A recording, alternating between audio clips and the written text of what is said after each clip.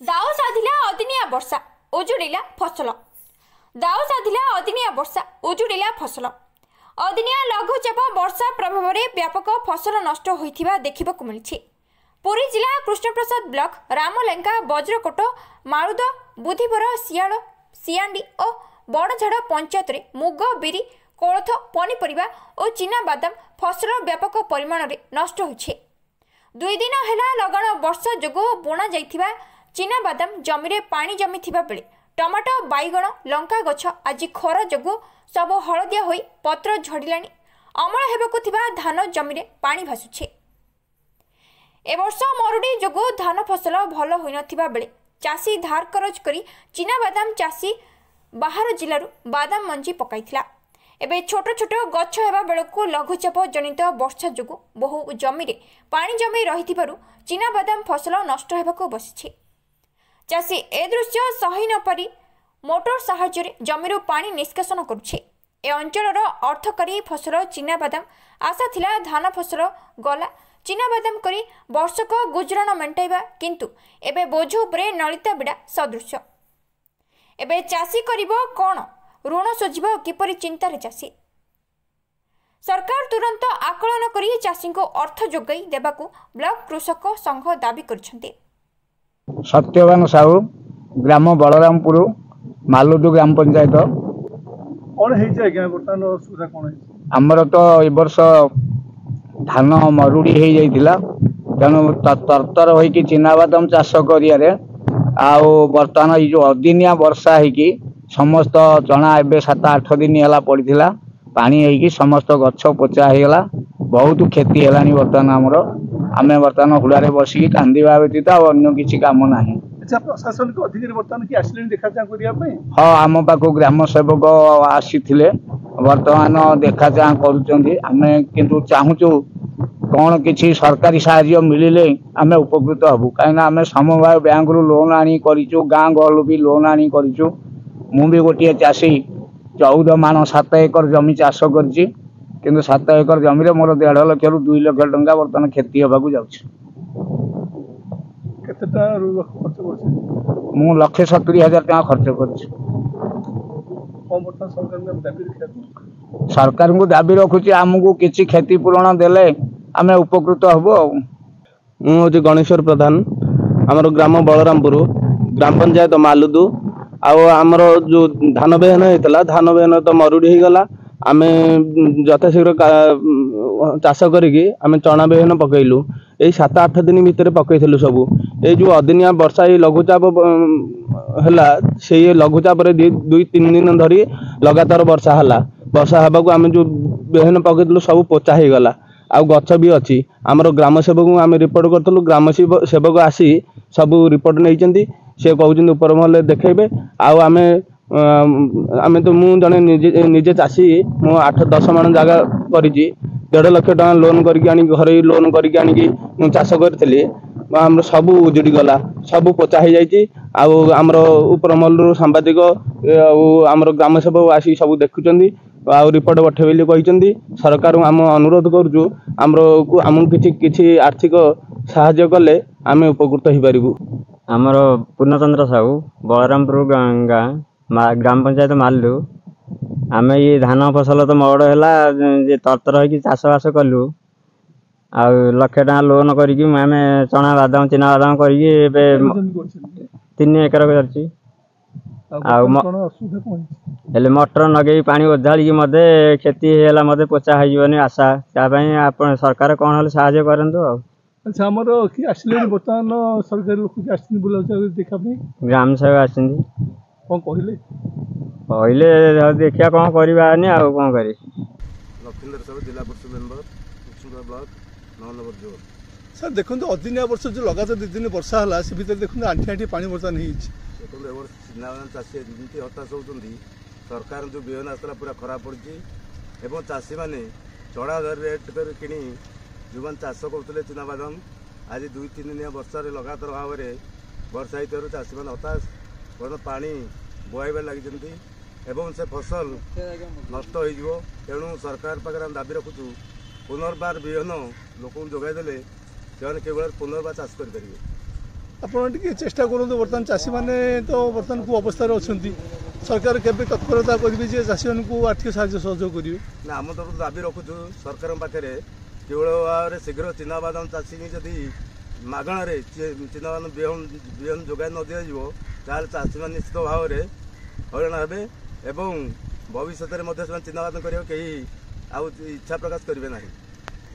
विजय कुमार तरी channel representative sir देखो बर्तमान 2 दिन है लगातार अदिनिया वर्षा जो चिनाबादाम बिल देखुं आप आंठी आंठी पानी चाषी मैंने बर्तमान देखुं मोटर लगी पानी उछाड़ुं से विषय आप कौन कहे कृष्ण प्रसाद ब्लॉकटा चिनाबादाम उपर संपूर्ण डिपेंड करे ए सीजन में तेणु लोक मैंने 120 टका 130 टका चिनाबादाम पकई गवर्नमेंट तरफ भी आसला किसी पकईला आप तो देखुं आम रेवेन्यू कहूँ एग्रिकल्चर कहूँ से मैंने सर्वे करुँच आगामी तो काली गला काली टीवी देखुली मंत्री कहते क्षयक्षति चिंता करेंगे तेणु आम कृष्ण प्रसाद से अनेक रोचु तेणु जहाँ चिंता करेंगे आउ कि चिनाबादाम बिहन दे पारे कि ना चाषी किसी प्रोत्साहन देले लोक मैंने चाषी मैंने उपकृत आगे लोन करके लोक बड़ा हैरान निश्चित आर्थिक साहाय्य तो निहाती आवश्यक ना कि तेणु मु भी कृष्ण प्रसाद ब्लॉक तरफ जनसाधारण तरफ अनुरोध कर सरकार को सरकार चाषी दुख बुझंतु बिहन टी जोगाइबा बंदोबस्त कर कि जो क्षयक्षति जोटा क्षयक्षति बर्तमान आपण आज देखिले किंतु आउ अन्य दिन आसिले आप किसी भी पाइबे तार रिजल्टा कारण आज जी ही आसो जानी ताले आपण कह उद्देश्य जे दिन दिन भीतर कि सर्वे करी चाषी को निहाती पक्षर दिने 2 दिन भीतर सर्वे करि परिबे बोले ताले किछि रिजल्ट चाषी मान को सपोर्ट रे जीवो आउ दि लेट करिवे चाषी मान कोनोसी खेती पाई परिबे ना 5 एकर 7 एकर जागा करदिली पानी हेकी जाईची कौन करा जीवो पानी आगु पछु मु किछि भाबी पारने वर्तमान आत्महत्या करिया पई हमर उपाय निरापद आडू ताडू पैसा आनिगिरी लोन बाड़ी करी मु चना करथिली जो आंठे आंठे पानी मोटर लगे काढ़ु आउ कौन हम बोले आशा ना कि टाइम गला जो मसरे हेबा कथा अक्टोबर मसरे चना हेबा कथा अक्टोबर मसरे हो पारे आगुरी वर्षा पड़े ओदा है ये धान ओदा है जहाँ जी सब प्रकार वर्षा गोटे अदिनिया वर्षा है सदा हताश हैरान हो ना हूँ शशिभूषण जेना और बदल पंचायत कंटना ग्राम बासिंदा जेहेतु मो लगान जमी 5 एकर जमी मोर चिनाबादाम करी फलटू धरिकी सार औषध इत्यादि भाव में खर्च करी मो लोन बाड़ी करी खर्च करी जहाँफल लगाण वर्षा जो मोर 5 एकर संपत्ति जलामग्न होगी मो फसल पाखे नष्ट हो पड़ी मुझे आपत्ति अभियोग कर सरकार पाखे मोर बाबू जो क्षति होती मोर चिनाबादाम जहाँफल मोर क्षतिपूर्ण देते उपकृत होता जदि सरकार मो कथा न बुझे लोन बाटे मुझे बर्तमान आत्महत्या करी। अच्छा बर्तमान केमती आप पानी तो देखो आम देखु पानी बर्तमान आंठी आंठी अच्छी कौन तो व्यवस्था करमती कौन व्यवस्था करी जमी तो पानी चारिआडे पानी केते काढ़ू ए कड़ा चलती पानी काढ़ुचु बर्तमान ये फसल रबी फसल होची सूक्ष्म फसल जहाँफल मूल पानी जमिया कथा नुह जे जमी रही किसी आर पुनरुद्धार कले भी किसी रिजल्ट हेब ना जहाँफल से मूल सड़ा होगी मरिया व्यतीत आउ कि ना यार सरकार को अनुरोध जहाँफल जदि बिहन मागणार आमको जोगेदेवे किसी अर्थ सहित बिहन जोगेदेवे ताला आम पुनर्बार चेष्टा करूँ चिनाबादाम करेंगे ना चाषी मान मेरुदंड पर आज्ञा विपत्ति धनेश्वर जेना बजरकोट पंचायत गाँ कंटा बनिया कौन असुविधा कौन कहले असुविधा आनिकले 2 एकर जगह टमाटो करी कि नगाण बसा जो नष्ट है पैसा पत्र पैसा पत्र लोन करी कौन गछ अवस्था को प्रकार अच्छी बर्तमान गछ तो जमी खरा बाजिला सेमती सब झाऊला आशा नहीं बर्तमान बचापी आशा नहीं ना टोटाल आशा नहीं। अच्छा विभागीय लोक किए आसते देखा आम कॉलेज वाला आसते हर्टिकलचर वाला आसते आज कौन कहले दास बाबू हाँ दास बाबू आसले फटो उठी ने गछ तो झाऊली पूरा कौन करिया बर्तमान सरकार में कौन दाबी रखुच सरकार जहाँ करें आम कौन करूँ क्षतिपूरण जी देवे आम सहायता हबू ना मरु कौन करूँ मो ना शांतिलता जेना बजरगढ़ पंचायत मोर कंटा बनिया गाँ आउ जो फसल करी मोर तो क्षति पूर्ण है 2 एकर आउ मोर तो फसल गला मु कौन करी किमिदी ऋण बाड़ी सुझी मुझे कौन करी मुझे बची मु कौन करी साउ सबर किमिदी सुझी कौन करी आईपारनी कि मुझे कर बसिकी पदे कांदुची कौन करी इमिति फसल नुटीगले मुझे कष्ट करी मत से चिंता नगिला कौन करी उपाय ना मोर आ कौन आ बचू कि मो पिला पिली कि धरिकी कौन करी एत कष्ट करी कौन करी जहाँ करी आप कौन करी आमर ग्राम हूँ अलीपुर बुद्धर पंचायत आम जड़े चाषी अभिमन्यु नायक बाइगण कलरा बादाम करके कुटुंब पोषाऊलु बर्तमान अर्दिनिया बसा है बर्तमान फसल सब क्षति हो जाए आउ कौन करूँ आ उपाय किसी ना आपण सरकार तरफ कि सहयोग मिलू आउ चाषी कि उपकार हे एति चिंताधारा आपण मैंने रखु आमर दासाबू कल्चर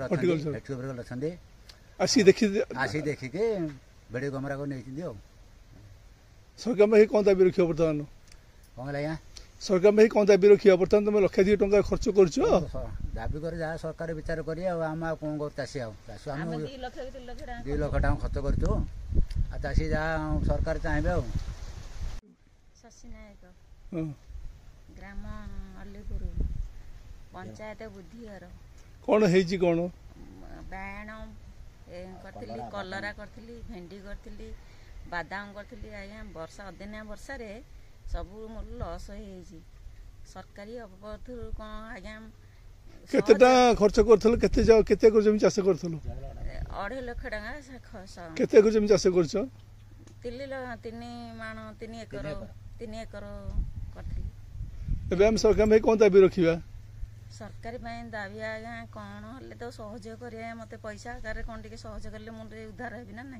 आमर हर्टिकल्चर दासा बसले कौन कहले दासा बाबू तो देखुं देखिकी तो से सब कैमेरा भिडियो कर देखिकी पुणी तो से कैमेरा कले ना ना कले देखिले कहले यहाँ जनइबा कृष्ण प्रसाद प्रताप हरिचंदन को रिपोर्ट आईजेबी न्यूज।